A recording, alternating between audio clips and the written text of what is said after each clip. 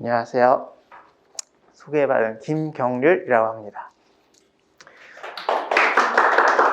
그래서 저는 처음 제목이 수학 숨 쉬듯 쉬워지는 방법, 이런 제목으로 준비를 해봤습니다. 솔깃하지 않으신가요? 어떠세요? 숨 쉬듯 쉬워진다. 이런 반응이 약간 좀 미적지근하신 분들도 있는데, 숨 쉬는 게 얼마나 쉬우신지 잘 모르시는 것 같아요. 한번 저희 심호흡 한번 크게 해볼까요? 자, 크게 한번 들이마셨다가 내뱉어 보시죠.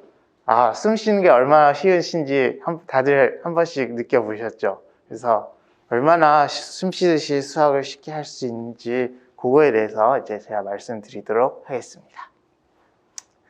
그래서 아까 대표 원장님께서도 잘 소개를 해주셨는데, 저는 이제 서울대 졸업하고 그 기초교육원에서 한 3년 동안 강의를 했습니다. 거기서 이제 학생들 한 3년 동안 제가 가르쳤는데요. 가르치면서 정말 이제 수학 어려워하는 학생들을 많이 봤습니다. 그래서 어떻게 하면은 좀 쉽게 공부를 할 수 있을까, 이런 생각을 많이 하면서 이렇게 책도 써보다가 제가 좀 깨달은 바, 느낀 바가 있어서 좀 그런 걸 펼쳐보고 싶다라는 생각에 지금 이렇게 이 자리에 서게 됐습니다.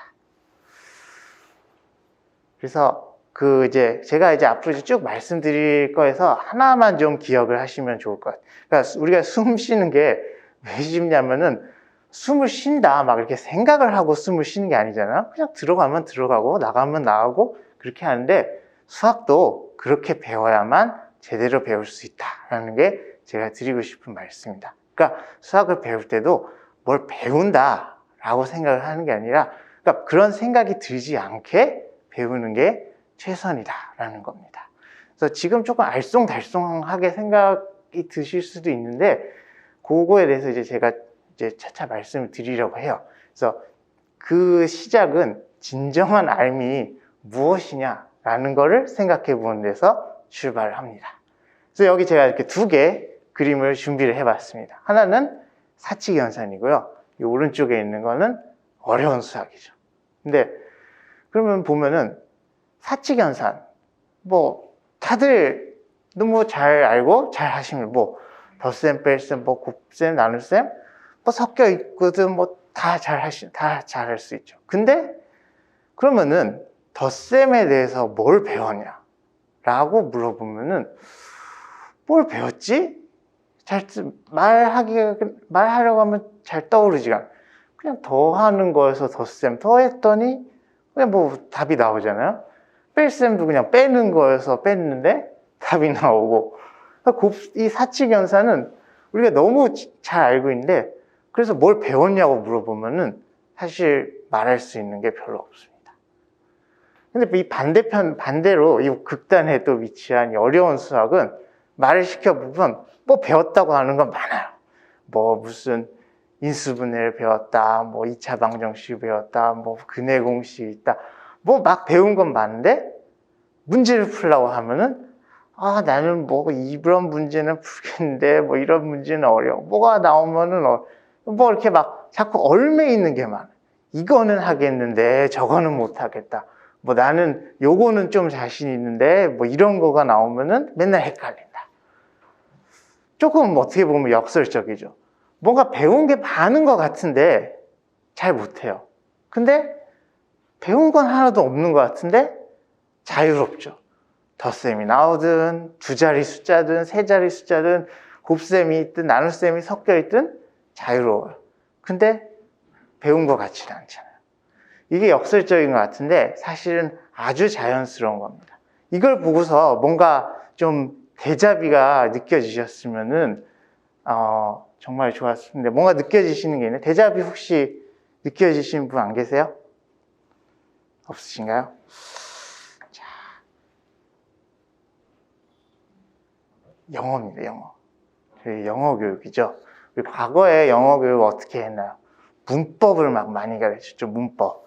문장의 오형식이네, 주어, 동사, 보어네, 투부정사네, 동명사네, 무슨 용법이네, 뭔가를 아이들한테 많이 배우도록 그렇게 가르쳤습니다. 근데 그렇게 가르쳤더니 결과가 어떤가요?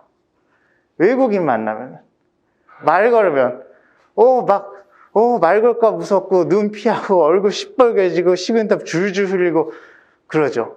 많이 배우는 것 같은데 많이 배우니까 정작 잘 사용을 하지 못합니다. 근데 정말 영어 잘하는 사람들은 어때요? 그 문법을 막 생각하면서 말을 하나요?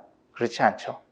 그냥 뭐 이때는 이 상황은 이렇게 쓰니까 하면서 자연스럽게 그냥 쓰지, 그 문법들이 이게 무슨 용법에 뭐 어떻게 몇 번이고 그렇게 하지 않습니다. 그러니까 그래서 요새 영어는 점점 자연스러운 상황에서 익힐 수 있도록 그렇게 하죠. 그러니까 요새 그 어떤 흐름을 보면 영어를 아이들한테 막 지식을 배운다 이런 느낌으로 가르치는 게 그냥 생활 속에서 자기가 익히도록 하죠. 그렇게 해야만 자기 것이 되기 때문입니다. 근데 제가 수학에서 얘기하는 것도 똑같다는 거예요. 그 수학도 배운다는 느낌을 아이들이 자꾸 갖게 되면은 이게 내가 머리에 기억해야 되고 넣어야 되고 붙들고 있어야 되니까 이게 점점점 힘들어집니다. 내가 이게 예를 들면 막 유형을 외우는데 이게 1873번 유형인가 74번 유형인가 막 이러고 있는 거죠. 그리고 거기에 대해서 자꾸만 법칙을 만들려고 하니까 점점점 이제 꼬입니다. 왜냐하면 법칙은 항상 예외가 있거든요. 근데 그 예외가 뭐다 이걸 계속 하면은 아이들이 감당하기가 점점 힘들어집니다. 자, 근데 과연 그럼 우리가 추구를 해야 될 바가 무엇이겠습니까? 많이 알고 있다, 많이 배우고 있다, 머리에 뭘 넣어놓는 게 실제로 중요한 게 아니죠. 영어도 뭐예요? 그냥 시간을 물어보면 시간 대답하고, 음식점 가서 메뉴 시킬 때는 메뉴 시키고, 잃어버린 물건이 있으면 물건 찾아달라고. 그냥 상황에 따라서 자기가 하고 싶은 말을 툭툭 할 수 있는 것.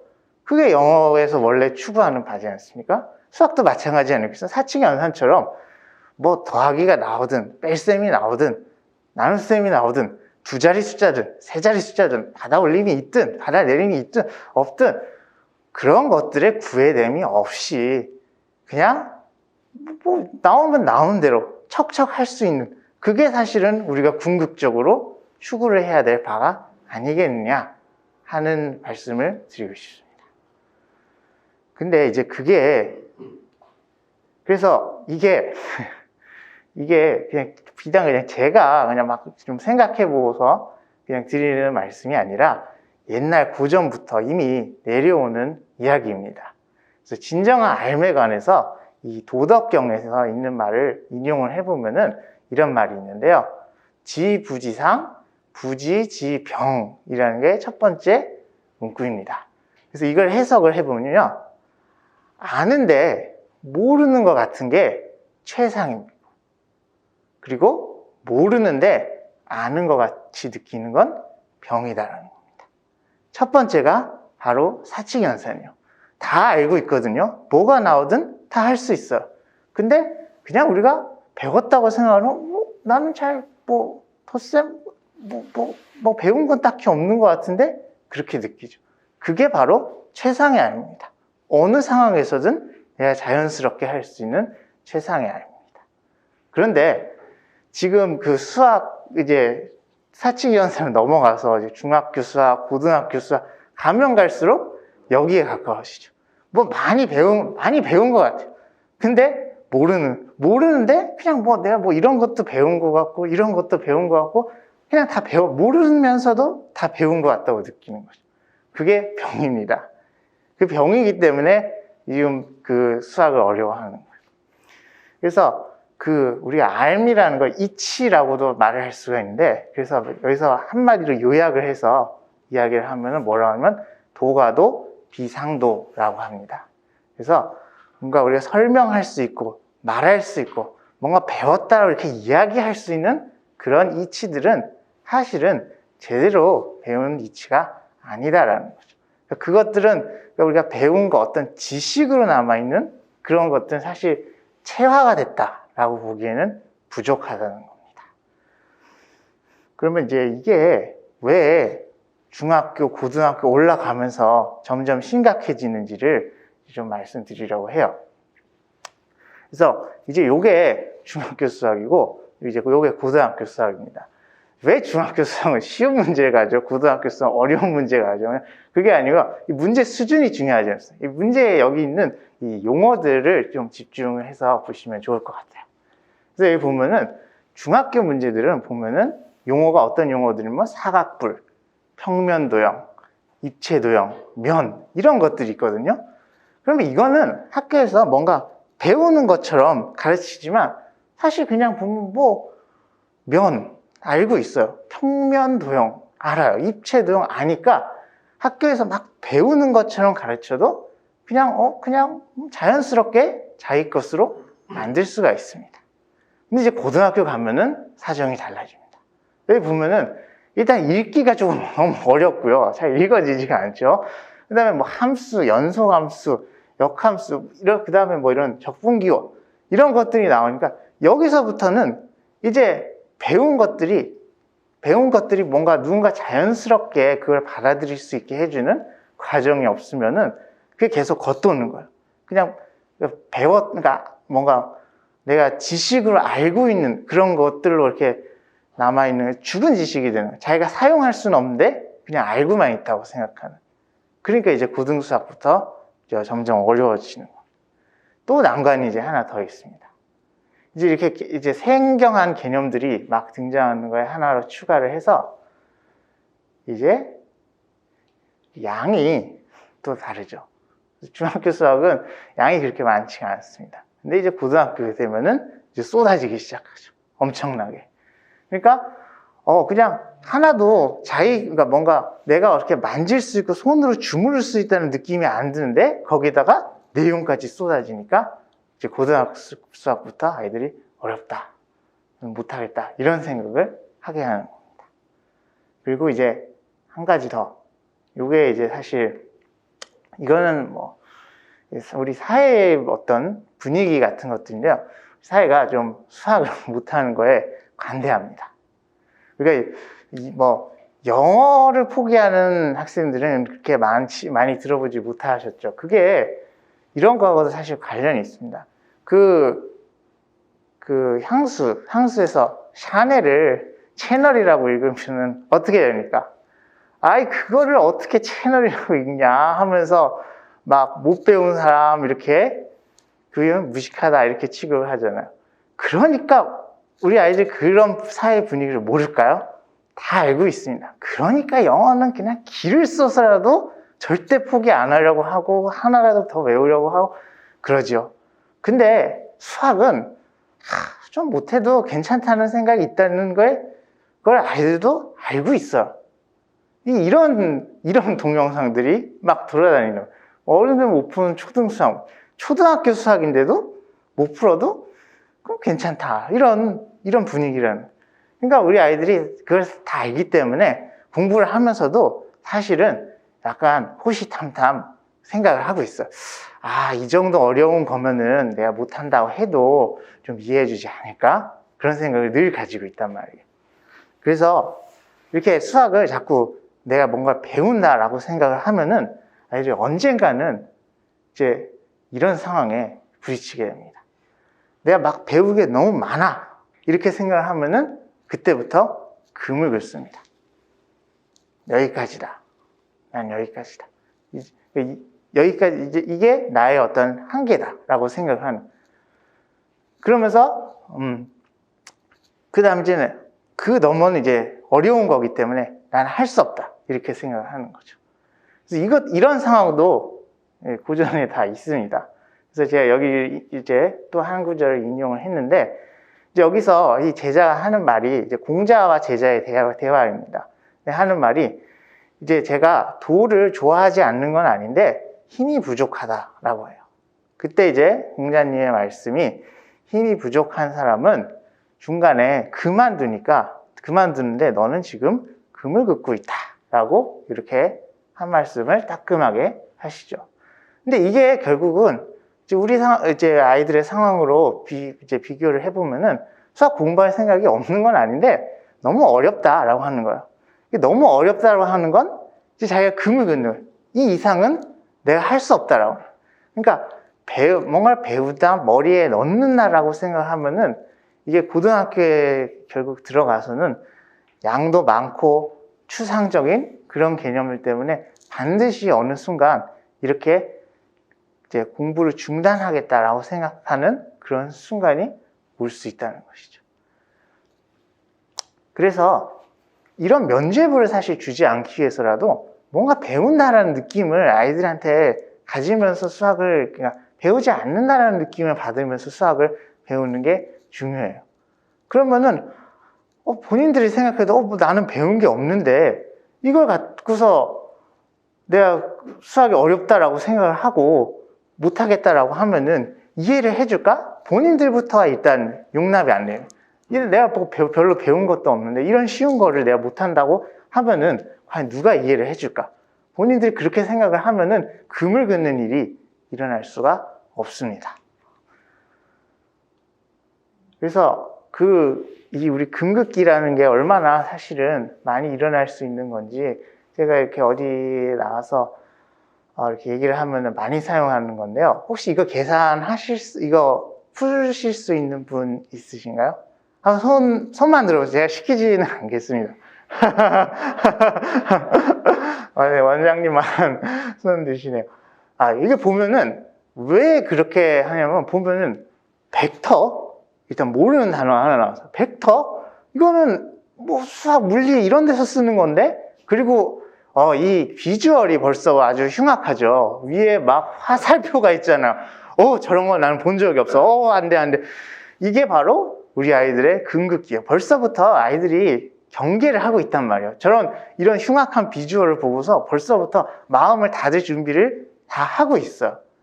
그렇기 때문에 더더욱 그 아이들이 마음을 닫지 않으려면은 이게 별거 아니다. 그냥 자연스러운 거다라는 거를 더더욱 납득을 시킬 필요가 있습니다. 이게 보면 벡터는 그냥 숫자 2개예요. -2랑 5 숫자 2개. b도 4 -1 숫자 2개예요. 숫자 2개를 더하는 건 어떻게 할까요? 그냥 하나씩 따로따로 하면 됩니다. 숫자가 2개 있죠? 첫 번째 숫자는 -2, b에도 숫자가 있는데 첫 번째 숫자는 4예요. 그러면 첫 번째 숫자는 첫 번째 숫자끼리 더하는 거예요. -2랑 4 더하면 2죠. 그렇게 됩니다. 두 번째 숫자는 5, b의 두 번째 숫자는 -1, 두 번째 숫자는 두 번째 숫자끼리 더해요. 그러면 5랑 -1이랑 더하면 4예요. 그래서 이게 벡터의 덧셈입니다. 그러니까 사실은 그렇게 어려운 게 아닌데 우리가 그만큼 경계를 하면서 이 수학을 바라보고 있다는 거죠. 근데 아이들한테 만약 이런 거를 한 번이라도 느낄 수 있게 해준다면은 그런 경계가 훨씬 풀릴 거고, 그 다음에 아까처럼 나는 못해 라고 금을 긋는 일이 생기질 않습니다. 왜냐면 그냥 중학교 때는 숫자 하나를 더하는 거 가지고 뭘 했는데 지금은 숫자 2개를 가지고 더하니까 사람들이 벡터를 한대 그러면서 진도를 벌써 다 나갔다는 거예요. 그러면 내가 이거를 못한다고 할 수 있을까? 이렇게 본인들도 생각할 수밖에 없다는 것이죠. 그래서 이게 결국은 수학이라는 게 종착지는 입시 아니겠어요? 입시가 종착지고, 입시는 결국 장기전입니다. 그리고 근데 그런 장기전을 우리가 칠 때 처음부터 막 뭘 배운다, 뭘 해야 된다, 이렇게 하면은 결코 끝까지 올라갈 수가 없습니다. 결국 입시는 전쟁터고, 그래서 어떻게 보면은 끓는 물에 우리 아이들을 집어넣어야 되는 거거든요. 근데 이게 끓는 물이다 라고서 집어넣으려고 하면은 아무도 들어갈 아이가 없습니다. 다 극구 반대하고 결사반대하고 안 들어가려고 하겠죠. 그러니까 그렇게 하면은 이 입시라는 장기전에서 성공할 수 없어요. 이게 뜨거운 물인 줄 모르게 미지근한 물에서 출발해서 자기도 뜨거운 줄 모르게 해서 했더니 뜨거운 물이 된 거예요. 그렇게 해야만 이 긴 장기전을 잘 우리가 치를 수 있는데요. 그래서 이 그림은 뭐냐면은 뭔가를 안 배우는 것 같은데 이렇게 슬슬 올라가서 이 뜨거운 데까지 올라갈 수 있게 이렇게 이끌어줘야 된다는 겁니다. 그래서 아까 벡터 잠깐 얘기를 했지만 원래는 숫자 1개를 더했는데 2개를 더하는 거 가지고 문제를 몇 개를 풀었더니 벡터를 했다고 하고 이러면서 여기까지 올라가야만 끝까지 갈 수 있지. 이게 뭐 벡터고 막 무슨 의미가 있고 이러면은 여기 막 다 올라가기도 전에 아이들이 질려버리면서 나는 못한다 이런 생각을 하게 된다는 겁니다. 자, 제가 지금까지 이제 그래서 수학을 배울 때는 뭔가를 배운다라는 생각이 안 들게 배울 수 있어야만 우리가 장기전을 잘 치를 수 있다라는 말씀을 이제 쭉 드렸는데요. 이게 과연 우리 아이도 그렇게 할 수 있다. 뭐 이상은 높고 좋다라는 거예요. 근데 우리 아이도 할 수 있느냐? 그건 천재들만이 할 수 있는 거 아니냐?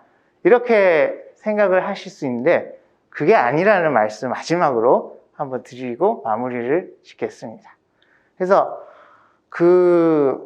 이제 막 시험 보고서 수학 잘하는 친구들 이거 어떻게 풀었냐? 라고 물어보면은 제일 짜증나는 대답이 그거 그냥 그렇게 푸는 거잖아 라고 하죠. 그거 그냥 그렇게 푸는 거잖아 하면 그거만큼 사실 열받는 대답이 없죠. 근데 그 친구들이 그런 말을 하는 게 왜 그러냐 하면은 아까 제가 말씀드린 것처럼 뭔가를 배운다라고 생각하면서 수학을 배운 게 아니라 그냥 자기가 자연스럽게 받아들일 수 있게 수학을 공부를 했기 때문에 그런 거예요. 그 친구들한테는 왜 그렇게 푸냐 하는 게 물이 그냥 아래로 떨어지는 것처럼 당연한 거예요. 그러니까 그렇게 대답하는 거지 뭐 걔네들이 뭐 굳이 내 친구를 막 깔보는 거에서 무시하는 그런 투로 그런 의도로 말하는 건 아니라는 겁니다. 그러니까 그냥 학교에서 공부 잘하는 아이들 그냥 수준에서 그냥 말씀드리는 거예요. 그런 아이들도 벌써 수학을 그렇게 받아들이고 공부를 하고 있다는 거죠. 그러니까 그 정도 수준에 이르기 위해서라도 수학을 이제 자연스럽게 받아들이고 뭔가 배운다라는 그런 생각을 좀 이제 벗어나서 생각을 해볼 필요가 있다는 이야기입니다. 그래서 이제 요 less is more라는 말로 마무리를 하려고 하는데요. 학원을 가면은 많이 가르쳐 준다고요. 뭐 이걸 우리 학원 가면 많이 배울 수 있다. 뭐 이런 학원들이 많이 있습니다. 근데 배운다는 거는 그만큼 머리에 넣어둬야 된다는 거, 그걸 붙잡고 있어야 돼요. 근데 그렇게 붙잡고 있으면 그 무게를 결국은 감당하지 못합니다.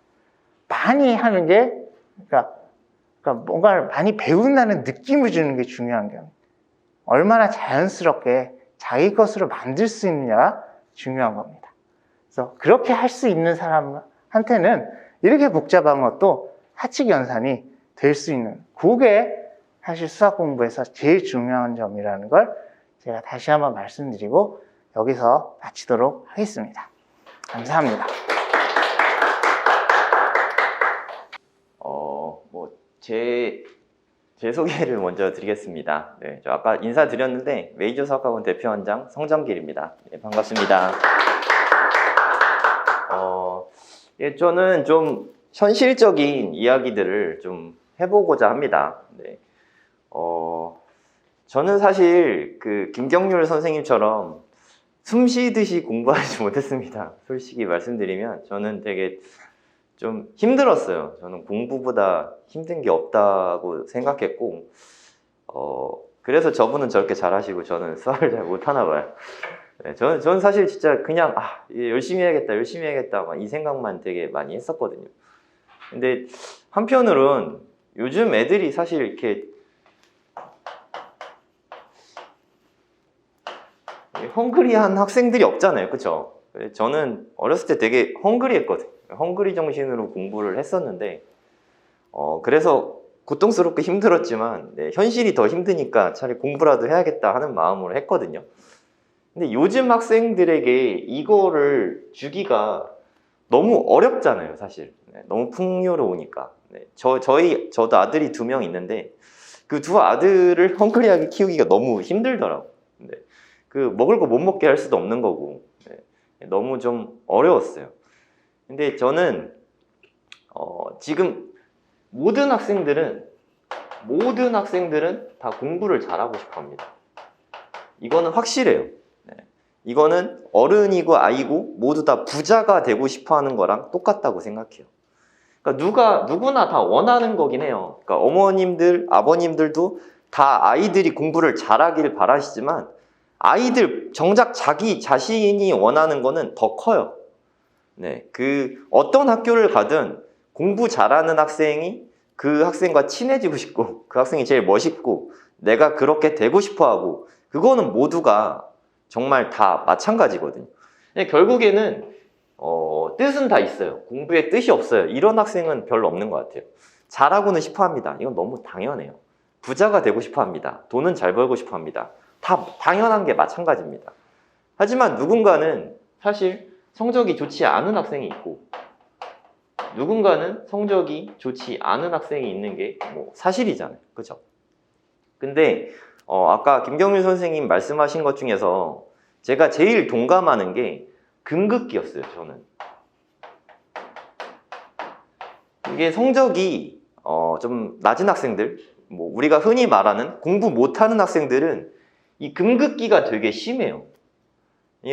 아까 그 벡터, 아까 되게 쉬운 거잖아요. 덧셈만 하면 되는 건데 이런 것도 보고 아, 나 이거 몰라 하고 그냥 닫아버리는 거죠. 그냥 애초에 하려고 하는 생각을 안 하는 거예요. 할 수 있는 것만 하려고 하고. 그러니까 이게 사실 제일 무섭다고 생각하거든요.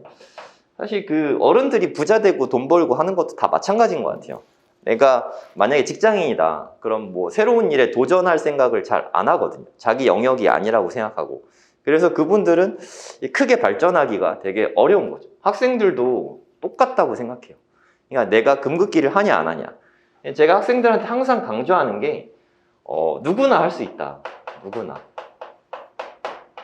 누구나 할 수 있지만 이게 내가 할 수 있다고 믿고 끝까지 하는 게 제일 어렵잖아요. 제가 제일 중요하게 생각하는 게 이 그릿이거든요. 그릿. 우리말로는 뭐라고 해야 될지 모르겠어요. 그러니까 우리말로 좀 길게 설명하면 끝까지 뭐 해내는 능력? 저는 뭐 우리말로는 이렇게 해석을 합니다. 그러니까 중간에 허들이 많겠죠. 무언가를 하려고 하면 허들이 분명히 많을 거예요. 아이들도 또 되게 많을 거고. 근데 그런 허들이 있음에도 불구하고 끝까지 하는 게 제일 중요하다고 생각하거든요. 근데 사실 학생들이 성적이 낮은 데는 다 이유가 있어요. 이게 지금 당장 조금 부족해서 이거는 잘 나타나지 않아요. 예를 들어서 지금 중학교 3학년인데 중학교 2학년 말까지 되게 공부를 열심히 했다. 중3 때 갑자기 성적이 뚝 떨어지는 일은 잘 없어요. 그동안 공부해온 걸로 버틸 수 있거든요. 근데 공부를 안 하는 기간이 6개월, 1년 정도 되면 그때는 성적이 그냥 말도 못하게 떨어집니다. 갑자기 어느 순간 우수수 떨어져요. 암기 과목이 아니라 특히 수학 같은 경우는 지금 성적이 떨어지는 게 지금 당장의 문제는 대부분 아니에요. 한 1년 전부터 사춘기가 왔을 때부터 공부를 놓기 시작해서 이런 일이 벌어졌을 가능성이 되게 큽니다. 장기간에 걸쳐서. 그래서 이거를 다 커버할 자신이 없는 거예요. 이 1년간 나의 공백을 메울 자신이 없는 거예요. 그러면 학생들이 하는 가장 쉬운 건 그냥 놓는 거죠. 그래서 수포자가 되는 거죠. 지금 학생이 초등학생이다. 손들어. 학생이 초등학생이다. 학생이 중학생이다. 중학생이 대부분이시네요. 중학생 같은 경우는 지금 만약에 중2인데 성적이 좀 잘 안 나오고 있다. 아니면 뭐 이제 중2 되거나 중3 되는데 중2 때 성적이 안 좋았다. 이런 학생들은 대부분 문제가 중2 거에 있는 게 아니라 중1 수학에서 문제가 있어요. 특히 중학교 1학년 1학기 거에서 문제가 대부분 있어요. 제일 처음에 수포자가 제일 많이 나오는 게 여기거든요. 여기에서도 문자화식이랑 뭐 이렇게 활용 문제, 방정식 활용 뭐 이런 거 있잖아요. 특히 뭐 이렇게 소금물 나오고 속도, 시간, 거리 뭐 이런 거 나오면 거기서부터 아이들이 좀 이렇게 놓기 시작하거든요. 이 영향이 그대로 중2 때 이어져요. 지금 뭐 중2 되는 학생이 있다면 아마 여기에 대한 공포심이 아직도 해결이 되지 않았을 거예요. 근데 이게 그럴 수밖에 없는 게 그러니까 중학교 1학년 1학기가 처음에는 뭐 이렇게 유리수 정수와 유리수 뭐 이런 데서 시작을 하거든요. 그 다음에 문자화식 같은 게 나와요. 그 다음 방정식이 나오고 1차 방정식, 그 다음에 뭐 이렇게 함수 같은 게 나오거든요. 유리수는 그래도 할만한 거예요. 그래도 연산만 하다 보니까 구몬 같은 거 하면 할만하거든요. 근데 갑자기 문자화식에서 여기서부터 좀 이렇게 멘붕이 조금씩 와요. 문자로 나타내고 이거를 연산을 하려고 하니까 이제까지는 계속 숫자만 하다가 갑자기 문자가 나오니까 애들은 여기서 되게 어려움을 겪거든요. 얘가 근데 만약에 투자해야 되는 시간이 얘가 10시간이면 얘는 30시간, 얘는 뭐 한 50시간, 뭐 얘는 다시 뭐 30시간 이 정도는 투자를 해야 되거든요. 근데 학원의 커리큘럼상 대부분의 뭐 수학학원의 커리큘럼상 다 똑같이 나가잖아요. 얘가 10시간 했으면 얘도 10시간 했고 얘도 10시간 해야 되고 얘도 10시간 하고, 그리고 다 끝났으니까 더 심화 교재를 하거나 아니면 뭐 이렇게 또 이렇게 선행을 나가거나 이 둘 중에 하나를 하거든요. 대부분의 학원에서. 맞죠? 근데 사실 아이들은 이게 채워지지 못하는 마이너스 20, 마이너스 40, 마이너스 20을 사실 안고 가는 거예요. 이렇게 안고 간 마이너스들이 중2가 되면 마이너스가 점점 더 커지겠죠. 이걸 한 번도 해결한 적이 없는 거예요, 얘는. 그럼 수학이 당연히 무서울 수밖에 없겠죠. 그 다음에 나 지금 방정식 활용도 못 하는데 중학교 2학년 가는데 연립방정식을 또 활용을 해? 더 어렵겠죠, 당연히. 식 하나도 어려운데 식 2개는 더 어려울 거 아니에요. 이거를 쌓아 나가다 보면 수학이 당연히 두려워질 수밖에 없는 거겠죠. 그런데 이렇게 마이너스가 많은데 그 상태에서 우리 또 고등과정을 하거든요. 고등과정은 아까 말씀하셨지만 중등권은 그나마 좀 쉬운 거예요. 이거에 한 3배 정도 분량이 많고 난이도도 한 3배 정도 돼요. 체감상 한 10배 정도의 시간이 더 들어요. 실제로 제가 가르쳐보면 10배 정도 더 걸리는 것 같아요. 한 학기 분량을 공부하는 데 있어서. 근데 애들은 이제 이 10인데 분량이 3배가 됐으니까 한 30 정도만 하는 거예요. 그럼 마이너스가 한 60이 나오는 거죠. 한 단원당. 너무 큰 마이너스가 쌓이다 보니까 나중에 고등학교 가면 못 쫓아가는 일이 그때그때 생기게 되는 거예요. 아까 너무 당연하게 숨 쉬듯 공부해라. 이게 좀 이해가 잘 안 가실 수도 있는데 이게 숨 쉬듯 공부하는 건 그냥 너무 자연스럽게 받아들이는 거예요. 이거 우리가 유리수도 좀 어려울 수 있으니까 자연수 정도로 하죠. 뭐 자연수. 여기 단계에서는 어려움이 하나도 없었거든요, 분명히. 근데 이쯤 넘어가면서 갑자기 어렵게 느껴지는 거잖아요. 근데 이게 시간으로 커버할 수 있는 부분이거든요. 이 수학적인 뭐 능력으로 커버하는 부분이 아니에요. 물론 능력으로 커버되는 학생도 있거든요. 이거를 10 해도 아 당연하지 하고 이해하는 가는 학생들이 있어요. 네. 그런 학생들은 뭐 사실 황소를 다녀도 뭐 이렇게 다 커버하면서 뭐 특별히 과외하거나 다른 학원 안 다녀도 잘 따라가겠죠. 근데 이런 학생은 사실 솔직히 말해서 되게 소수잖아요. 그죠? 대부분의 학생들은 이거를 시간 투자로 다 메꾸면서 가야 되거든요. 그런데 그거를 챙겨줄 사람이 없어요. 챙겨줄 가능성이 있는 건 현실적으로 어머니인데 어머니가 이걸 챙겨준다. 그러면 둘의 사이는 가면 갈수록 멀어지겠죠. 너 이거 모자라니까 이거 해야 돼 하면 아이들은 알지만 그 해야 된다는 그 푸시 자체가 너무 싫으니까 오히려 더 밀어낼 수 있잖아요. 이게 되게 어머님들도 그렇고 저도 그렇고 현실적으로 겪고 있는 문제들이라고 생각하거든요. 근데 저는 이 문제를 정말 정확하게 알아요. 제가 수학을 강의하기 시작한 게 벌써 23년이 됐거든요. 제가 학원을 경영한 것만, 제가 원장으로 경영을 한 것만 벌써 13년이 됐어요. 제가 직접 가르치는 학생들만 수천 명이고 제가 간접적으로 가르치는 학생이 수만 명이에요. 정말 이렇게 많은 학생들을 보면서 제일 중요한 건 이게 정말 몰라서 수학적인 능력이 딸려서 못 쫓아오는 학생들은 정말 극소수예요. 정말 극소수. 그러니까 우리나라 학생들이 좀 전반적으로 뛰어나니까 100명이 있다면 이 중에 한 5명 안팎 정도? 이 외에는 사실 이 학생들은 좀 저도 좀 가르치기 어려워요. 그러니까 연산 자체도 되게 어려워하는 학생들이 있거든요. 하지만 거기서부터 채우면 시간이 물론 많이 걸리겠지만 안 되는 수준은 아니에요. 저는 뭐 초등수학, 중등수학, 고등수학, 대학수학 다 공부를 해봤잖아요. 사실 대학수학도 시간을 엄청 들이면 안 되는 건 아니지만 어렵죠. 하지만 고등까지는 제 기준에서 고등까지는 저는 안 되는 학생은 없다고 생각해요. 안 된다고 하는 거는 뭐 한 수학 한 2, 3등급? 뭐 1등급은 못 받을 수도 있겠죠. 하지만 뭐 고등 수학에서 수학 2, 3등급 정도는 능력이 딸려서 안 되는 학생은 거의 없다고 생각해요. 잘해야 한 5% 수준이라고 생각해요. 열심히 노력해도 1등급을 못 받는 학생은 많아야 한 20% 정도라고 생각해요. 그럼 한 80%의 학생들은 시간 투자만 많이 하면 누구나 1등급을 저는 받을 수 있다고 생각합니다. 하지만 당연히 기회비용이 크겠죠. 돈이 든다는 얘기가 아니라 이거를 숨쉬듯 이게 좀 이렇게 자연스럽게 하려면 이 정도 시간을 채워야 되는데 이 정도의 시간을 채우려면 아이들이 좋아하는 뭐 이렇게 친구랑 카톡하고 SNS하고 게임하고 이런 걸 다 포기해야 되잖아요. 그리고 자기가 놀고 쉬고 하는 거를 다 포기해야 되거든요. 그거를 포기하는 기회비용이라는 뜻입니다. 이거를 포기하는. 근데 저는 교육에 있어서 제일 중요한 게 좀 이렇게 할 수 있다는 생각이 드는 거. 이게 되게 중요하다고 생각하거든요. 그러니까 나는 이거를 아무리 해도 안 돼 라는 생각이 들면 아까 금극기처럼 더 이상 공부를 하고 노력을 하고 이런 생각 자체를 아예 안 하게 되죠. 어머니가 아무리 무슨 말씀을 하시든 선생님이 무슨 말기를 하든 당연히 안 하겠죠. 왜냐하면 내가 해도 안 된다고 생각하는데 공부를 할 리가 없잖아요. 이건 너무 당연하지 않나요?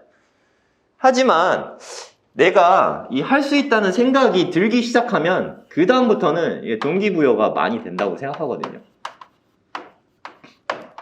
우리 애는 동기부여가 잘 안 돼 있어요. 동기부여 좀 해주세요. 이거는 정말 되게 일시적이에요. 정말 일시적이에요. 제일 중요한 건 내가 이런 경험을 하는 거예요. 내가 여기서 마이너스 20이 됐는데 이거를 한번 채워보는 거. 제 기준엔 그래요. 이걸 한번 채워서 이제 그 어렵던 문자화식이 그 어렵던 방정식이 이제 되네 라는 생각이 들면 그 다음부터는 저절로 동기부여가 된다고 저는 생각합니다. 학생들도 정말 수많은 학생들이 이렇게 동기부여 되는 걸 정말 많이 봤거든요. 동기부여라는 게 뭐 저나 뭐 이렇게 자기가 존경하는 사람이 얘기를 해주는 거 이것도 사실 중요하죠. 닮고 싶다, 롤모델 이런 거 되게 중요한데 가장 현실적인 동기부여는 했는데 되네.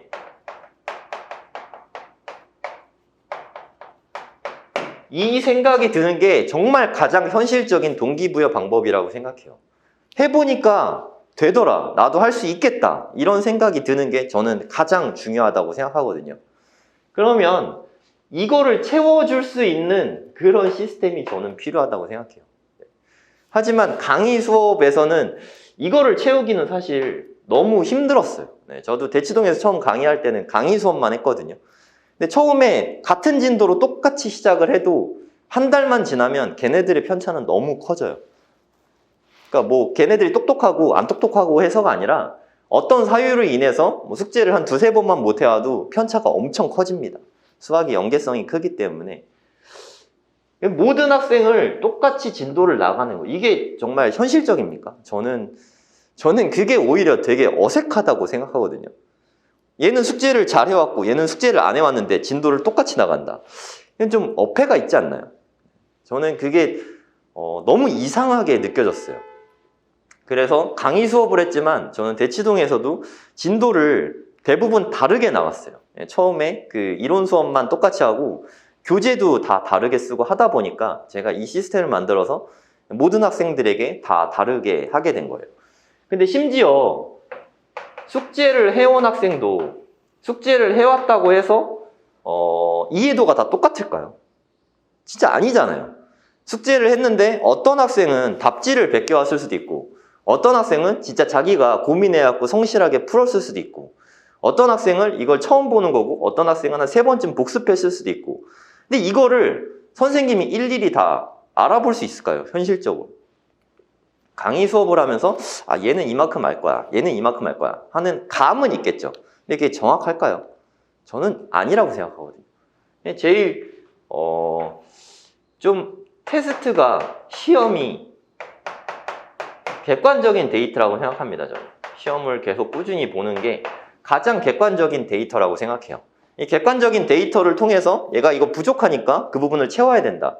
그렇게 해서 하나하나 채워가면 이게 사실 되게 중요한데 시험을 애들이 되게 싫어해요. 난 시험 보는 거 좋아, 테스트 보는 거 좋아 라고 하는 학생들 거의 없거든요. 그 이유가 시험이라고 하면 꼭 100점 맞아야 된다, 잘 봐야 된다, 이러는 애들이 압박감이 있어요. 그쵸? 어떤 학생들이건 다 있거든요.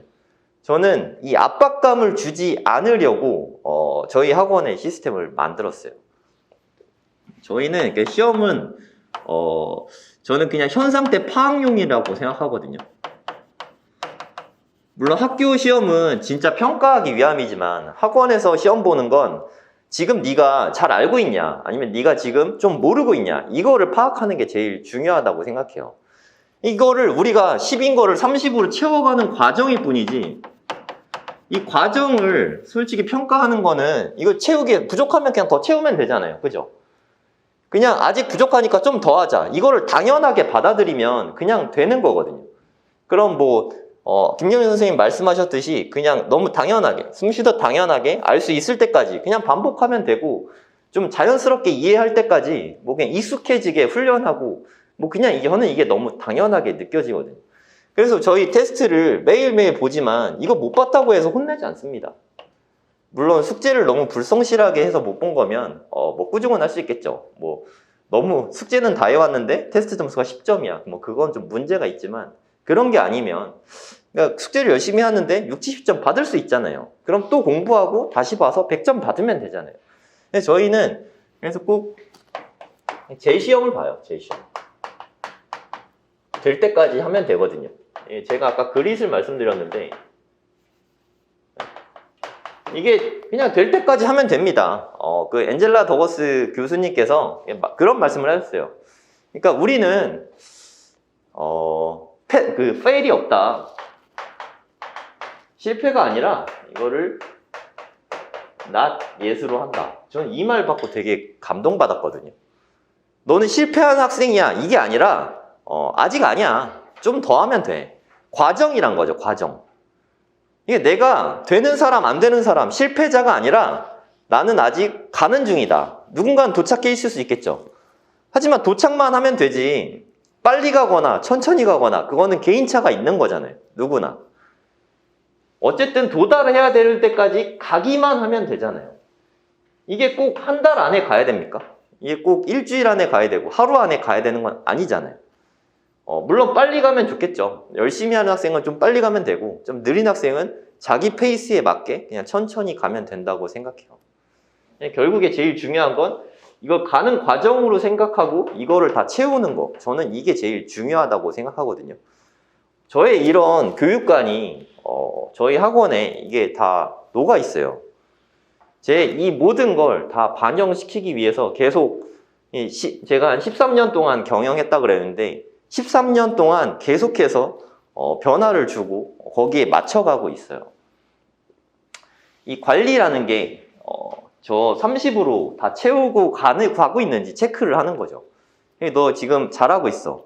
제가 지금 이렇게 하고 있는 게 맞는 거야 하고 계속 확신을 주고 해보니까 된다 하는 느낌이 애들이 들면 그 다음부터는 이렇게 하면 나도 되겠구나 이런 생각이 들면 저절로 동기부여는 된다고 생각합니다.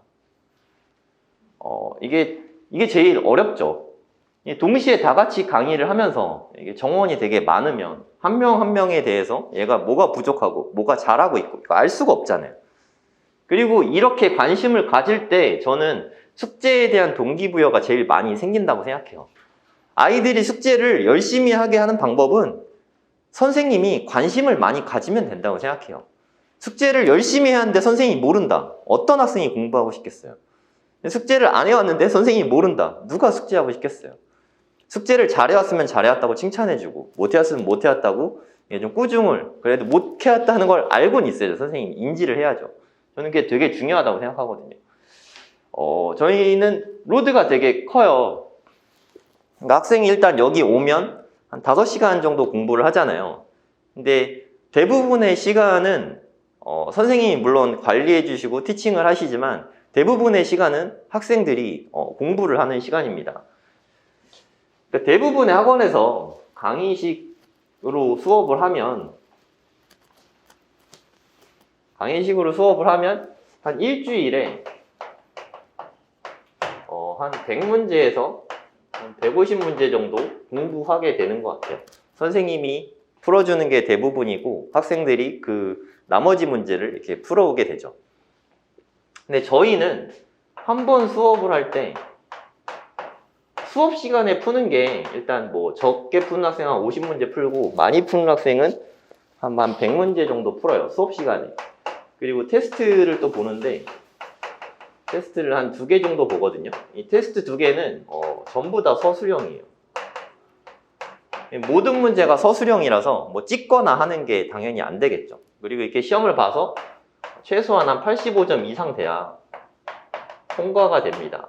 85점 미만이면 다시 제시를 봐요.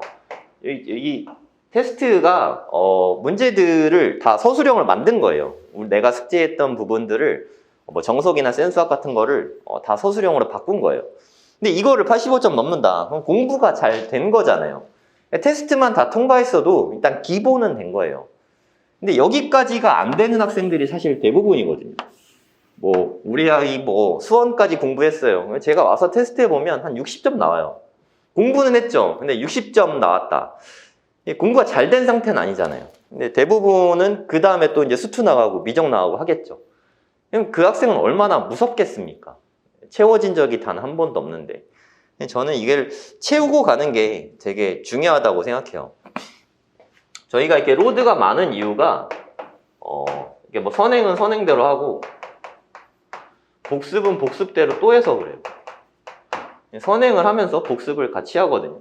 로드가 많을 수밖에 없죠. 그러니까 숙제량이 많을 수밖에 없어요. 네, 당연하게 되려면 공부하는 시간이 좀 많아야 된다고 생각하거든요. 사실 제가 세종시에서도 좀 살았었어요. 한 2년 정도 살았거든요. 제가 세종시에서 2년 동안 아이들을 가르치면서 다시 빨리 이렇게 강남으로 온 이유가 학생들이 디폴트라고 할까요? 당연한 거? 당연한 수준이 너무 다르더라고요. 얘네들은 노는 게 너무 당연해요. 노는 게. 공부하는 학생들이 좀 특별한 학생이에요. 제가 이 동네로 다시 와서 학생들을 보니까 반포동에서는 공부하는 게 당연한 거예요. 놀면 좀 죄책감 느끼고 좀 이상하고. 네. 제가 생각하기에 저희 아이들은 되게 좀 선택받은 학생들이라고 생각해요. 이렇게 공부하는 걸 당연하게 여기는 지역이 생각보다 많지 않더라고요. 저는 이렇게 여러 지역에서 학원도 하고 여러 학생들을 가르쳐 봤는데 여기 우리 동네 학생들이 정말 축복받았다고 생각해요. 입시 성적 되게 계속 좋아지는 거 아시죠? 네, 다 계속 좋아지고 있어요. 뭐 반포고나 뭐 세하고나, 세하고는 당연하죠. 상문고, 서울고 할 거 없이 다 좋아지고 있어요. 네, 제가 생각하기에 전국에서 이제 너무 당연히 탑이 된 것 같아요. 대치동이 더 좋은 줄로 오해하시는 분들이 아직도 있으신데 학교 수가 많고 학생 수가 많고 지역이 넓어서 그렇지 그냥 학교를 몇 개의 학교를 상위 몇 개의 학교를 놓고 비교해 보면 우리 동네 학생들이 훨씬 잘합니다. 앞으로 그거는 더 심해질 거라고 생각해요. 격차는. 이게 당연하게 느껴지는 정도가 다르다는 거. 이게 사실 되게 아이들에게 축복이라고 생각해요. 이렇게 그러니까 애들도 공부하는 걸 너무 공부를 잘하고 싶어 하는 것도 너무 당연하겠죠. 네. 저희 시스템을 조금 시간이 많이 지체됐으니까 말씀드릴게요. 제 생각에 이게 제일 중요하다고 생각해요. 결론적으로. 저희는 뭐 공부를 적게 하고 성적이 잘 나오게 하는 법 그런 거 저도 잘 모릅니다. 공부 적게 하고 공부 잘하게 하는 법 저는 솔직히 잘 모르겠어요. 그런 게 있는지도 잘 모르겠고 제일 중요한 건 공부를 많이 할 수 있도록 시스템을 만드는 게 제일 중요하다고 생각해요. 네. 아까 말씀드렸듯이 하면 된다는 생각을 갖게 하는 게 저는 제일 중요하다고 생각해요. 대부분의 학생들이 100점을 모든 시험에 100점을 맞고 뭐 이런 게 없잖아요. 사실 거의 없잖아요. 근데 저희 학원에 오면 100점을 단 한 번도 맞아본 적이 없는 학생들도 100점을 대부분 맞게 돼요. 봤던 거를 계속 복습하면서 보니까 당연해질 때까지 시키니까 그게 좀 자연스러워지거든요. 그러면서 이제 아이들도 깨닫게 되는 거죠. 아, 내가 수학적인 재능이 없는 게 아니라 내가 그동안 공부를 좀 덜 했던 거구나 하고 좀 알게 되는 거죠. 저는 그게 정말 중요하다고 생각해요. 네. 저희 학원은 이렇게 네 분의 선생님이 계시고요. 제가 생각했을 때 그 선생님의 퀄리티나 질은 전국에서 제일 좋지 않을까 하는 생각이 듭니다. 네. 이게 저희가 강사 채용을 늘 하는데 뽑는 거는 정말 깐깐하게 뽑아요. 그러니까 한 10분에서 20분 면접 오셔야 한 분 채용하거든요. 네. 채용이 정말 쉽지 않습니다. 근데 저는 그게 맞다고 생각해요. 네. 저희가 뭐 선생님이 없어서 학생을 못 받을지언정 좋은 선생님이 아니면 저희는 받지 않거든요. 네. 저는 그게 맞다고 생각해요. 최소한 우리 아들들이 이 선생님한테 배웠으면 좋겠다 이런 생각이 들지 않으면 저는 뽑지 않습니다. 네. 앞으로도 계속 그럴 거고요. 선생님이 계속 많이 늘어나긴 어렵겠지만 앞으로도 계속 그렇게 할 생각입니다. 그리고 이것도 정말 중요하다고 생각해요. 학생별로 정말 수준이 다 다르잖아요. 특히 수학은. 어떤 학생은 뭐 센 정도는 너무 그냥 처음에 숙제를 내줘도 하나도 틀리는 게 없이 다 맞춘 학생들이 있거든요. 근데 그 학생에게 계속 센 수학을 수업하는 거는 어떻게 보면 무의미하잖아요. 그런 학생들은 뭐 시중에 있는 좀 어려운 문제집들, 블랙라벨 실력 정석 뭐 이런 거를 정말 다 다룹니다. 이 실력 정석이 상위권 학생들의 경우에는 실력 정석이 되게 좋은 책이에요. 가장 좋은 이유가 오픈형 문제들이 많거든요. 그 뭐 킬러 문제들하고 하는 것들이 다 오픈형 문제들이에요. 케이스를 나눠서 이럴 경우 저럴 경우 다 생각해 보는 게 되게 중요하거든요. 근데 쌤같이 이렇게 원사이드로 가다 보면 답이 나오는 문제는 사실 쉬운 문제예요. 네, 이렇게 오픈형 문제를 많이 다뤄보는 게 중요하다고 생각하거든요. 잘하는 학생들은 이런 문제를 다루고, 근데 또 기본이 부족한 학생들에게 뭐 블랙라벨로 수업하는 게 사실 별로 의미가 없거든요. 선생님이 알려주면 그거 그대로 배우고 따라해서 아 그냥 그렇게 하는 거구나 하는데 그 학생이 무슨 의미가 있습니까? 그냥 모든 학생에게 맞는 교재를 다룹니다. 그러니까 지금 현재 뭐 만약에 다른 학원에서 다른 교재를 공부하고 있다. 그러면 저희 학원에서는 뭐 학원 자체 교재가 아니라면 네, 그 교재 먼저 마무리를 시킵니다. 보통 뭐 10단원이면 8단원 공부했다. 그럼 나머지 2단원을 먼저 끝마치고 성취도를 본 다음에 그거를 다시 복습할지 아니면 뭐 심화 교재를 할지 선행을 나갈지 보통은 2과정을 같이 하거든요. 복습하면서 선행을 하는데 이거를 같이 학생회가 어머니랑 상의해서 정합니다. 이게 모든 교재를 다 다루니까 그래서 사실 강사분을 뽑기가 되게 선생님 뽑기가 너무 힘들어요. 네. 모든 교재를 다 다룰 수 있어야 되는데 다룰 수 있는 선생님 뽑는 것 자체가 너무 어렵습니다.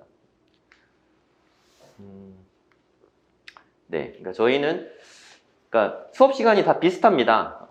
보통 중학생들이니까 5시간 수업한다고 생각하시면 되고 2시간 30분 동안 네, 저희 정원도 6명밖에 안 돼요. 2시간 30분 동안 학생들이 공부하는 걸 뭐 6명이었지 이만큼인데 정말 이게 다 보입니다. 예, 학생이 멍 때리는 거 무슨 생각하고 있는지 어디서 막히는지 열심히 하고 있는지 다 보이거든요. 예, 관리하면서 알려주고 있어요.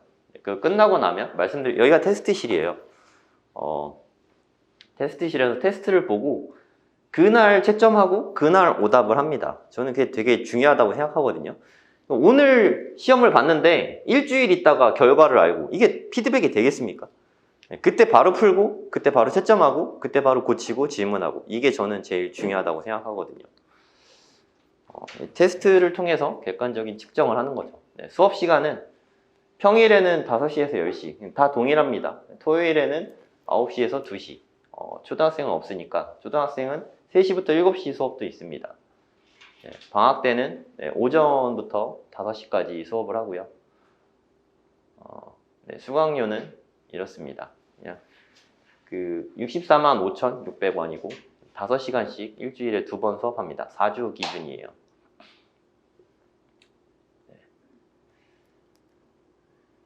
네. 테스트를 예약하실 수 있어요. 네. 그 다른 학원들은 테스트를 보면 대부분 실장님이나 뭐 상담해 주시는 선생님이 학부모님 상담만 해주시잖아요. 결과지만 보고. 저희는 학생이 테스트를 보면 학생 상담을 반드시 합니다. 네. 이거를 담당해 주실 선생님이나 아니면 저나 원장님이나 뭐 이렇게 학생 상담을 꼭 거치거든요. 사실 저는 어머님 상담보다 학생 상담이 훨씬 더 중요하다고 생각하거든요.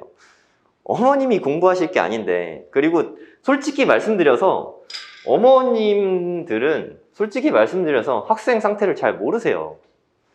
물론 요즘에 진도 어디 나가는지는 아시는데 빈 곳이 어딘지, 우리 학생 성향이 어떤지, 그리고 객관적인 데이터도 사실 없잖아요. 우리 학생이 뭐 어느 정도 실력을 갖고 있는지 사실 하나도 모르세요. 그래서 저는 학생을 보기 전에 어머님 상담을 먼저 하는 게 전 되게 불편하더라고요. 내가 학생을 파악하고 나서 이렇게 하면 좋습니다 하고 대안을 드려야 되는데, 어머님 말씀만 듣고 나서 막상 학생을 보면 되게 다른 경우가 많아요. 그러니까 되게 열심히 공부 안 한다 하는데 막상 보니까 되게 훌륭한 학생인 경우도 있고, 우리 학생은 그냥 많이 배웠다, 그래 공부는 수학은 좀 하는 것 같다, 막상 까보니까 한 50점밖에 안 나오는 경우, 사실 그게 더 많죠, 후자가. 네, 그런 경우가 대부분이거든요. 우리 애는 공부 정말 많이 하고 하는데 왜 50점밖에, 왜 70점밖에 안 나오는지 모르겠다. 제가 테스트를 보면 70점 나오고 50점 나와요. 그 성적, 그 실력이라서 그 성적이 나온 건 제가 봤을 땐 너무 당연한데 그걸 안 채웠던 거거든요. 네. 저희 뭐 선생님과 원장님들이 직접 다 학생 상담을 다 하거든요. 그리고 테스트 봐서 뭐 물론 한 20문제 중에서 한 15문제 틀렸다 그러면 다 가르쳐 주진 않는데, 뭐 한 5문제 정도 틀렸다 하면 틀린 문제를 왜 틀렸는지 선생님이 다 알려주세요. 네. 그리고 이 테스트를 이렇게 봐도 저희 뭐 테스트 비용이나 뭐 이런 거 전혀 일체 받지 않습니다. 네. 뭐 이렇게 테스트 대부분 받던데 저는 그냥 받지 않습니다. 네. 테스트를 원하시면 신청서를 써주시면 될 것 같습니다. 네, 긴 시간 들어주셔서 대단히 감사합니다.